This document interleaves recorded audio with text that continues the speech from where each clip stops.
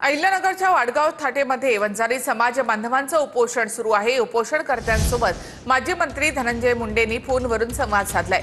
वंजाऱ्यांचं 2% आरक्षण काढा असं जे बोलायला लागले त्यांना टक्क्यात सुद्धा ठेवणार नाही, आमदार धनंजय मुंडे यांनी हा इशारा दिलाय।